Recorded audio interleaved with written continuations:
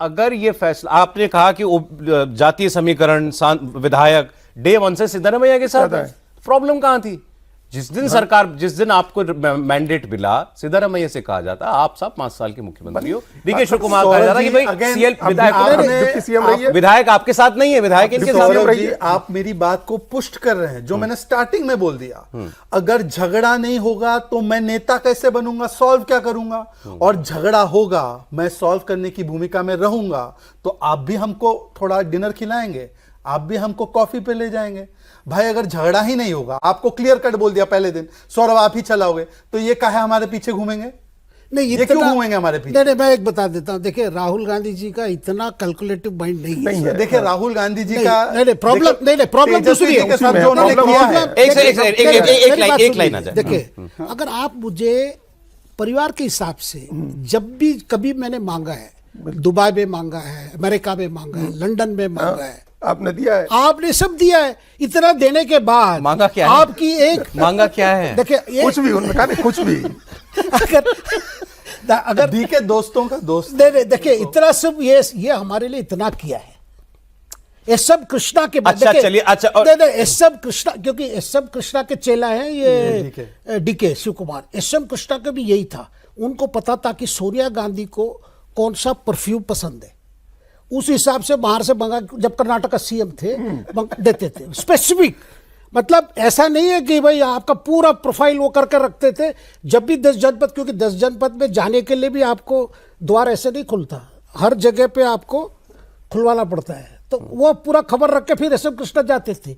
तो उसी परंपरा, उसी school training DK Shiva Kumar को मिला है, और शिव कुमार ने बहुत किया है। और जितना किया है, जो आज प्रियंका गांधी और सोनिया जी को लगता है भाई इसने इतना किया, तो ये किया है, तो ये राहुल जी को नहीं पता कि इस व्यक्ति ने इतना किया? नहीं, देखिए, किया है, राहुल लेकिन राहुल जी का दूसरा सोच है ना भाई, तो किया, लेकिन इसके पास एमएलए नहीं है, हम बनाएंगे तो कैसे चलेगा मामला? देखिए, आप कह रहे हैं कि देखिए, ये बात सही है कि राहुल गांधी जी को हम मानते हैं कि इतना उनमें राजनीतिक परिपक्वता नहीं है, जो फैक्ट है।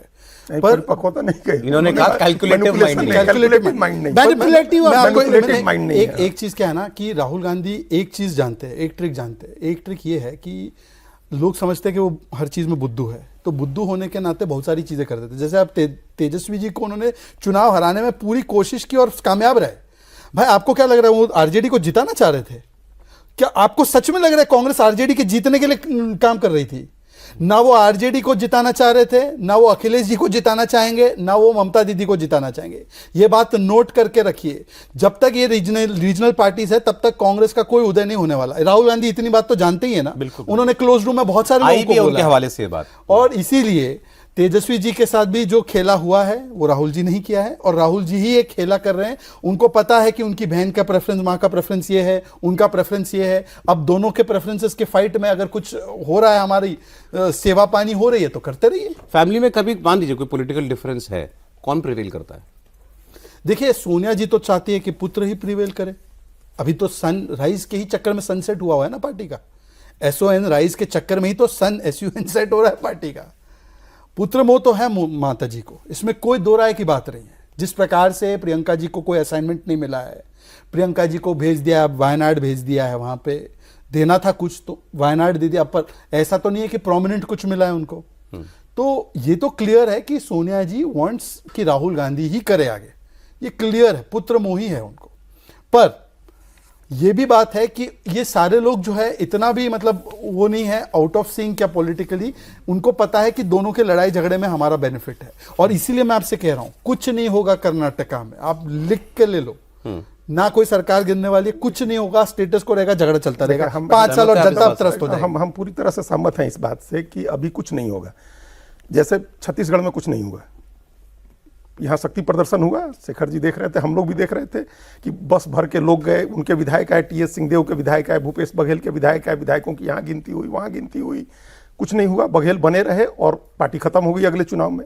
ये कर्नाटक में भी होगा। अभी तुरंत कुछ नहीं होगा, लेकिन जब 28 का चुनाव होगा तो उसके पहले इतनी लड़ाई हो चुकी रहेगी, इतना अविश्वास हो चुका रहेगा, जो चाहे उनका अहिंदा बेस हो, चाहे इनका वोकालीगा बेस हो, या जो भी बेस कांग्रेस ने अपना बना रखा है वहां, उसमें इतना अविश्वास हो जाएगा, इतनी गड़बड़ी हो जाएगी, इतनी लड़ाइयां हो जाएंगी कि पार्टी खत्म हो जाएगी। 2.5 साल बचे हैं सरकार के, 2.5 साल निकाल लेगी। 2.5 साल इसी तरह से लड़ते झगड़ते निकालते रहेंगे। कैबिनेट, यहाँ कैबिनेट का रिसफल हुआ, इनके पसंद के लोगों को बना दो, उनके पसंद के लोगों को कुछ कम कर दो, जारकीहोली के पावर का कुछ अधिकार कम कर दो। हालांकि कितना कम कर पाएंगे ये तो अभी ये लोग भी नहीं बता सकते हैं, लेकिन ये सब चलता रहेगा।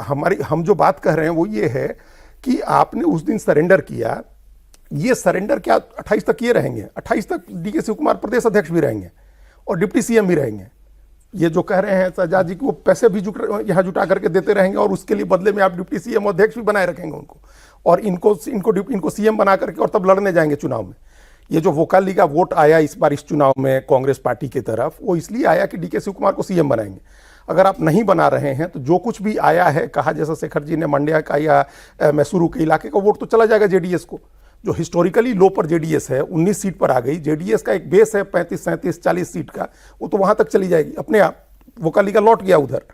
ओबीसी में भी कुरुबा इनके साथ है, जो जिस जाति से ये आते हैं सिद्धारमैया, ओवरऑल 7-7.5% वोट है, लेकिन उसके अलावा तो कौन सा वोट आप रोकेंगे? सबके पीछे ये भी बताया जाए। 10 सेकंड से एक चीज ऐड कर सकता हूं। अगले 2.5 साल ये होगा कि सरकार, देखो ऑलरेडी सरकार नॉन फंक्शनिंग है, एडमिनिस्ट्रेटिव डिसीजंस कोई ले नहीं रहा। दूसरी बात, जो क्राइसिस है बेंगलुरु में, कर्नाटका में, फार्मर्स की, पॉटहोल्स की, ट्रैफिक की, इंफ्रास्ट्रक्चर की, वो चलती रहेगी। पर एक चीज और शुरू हो चुकी है, आज नोट करना कि एक की प्रोजेक्ट है बेंगलुरु टनल प्रोजेक्ट, जो शिव कुमार बड़ा मार्केट करते हैं अपने आप के लिए, और वो वैसे फीजिबल प्रोजेक्ट नहीं है, मतलब उसमें कई सारे पेज फंसे हुए हैं। उस पर अभी सिद्धरामैया फैक्शन जो है अलग अलग रेड फ्लैग लगा रहा है।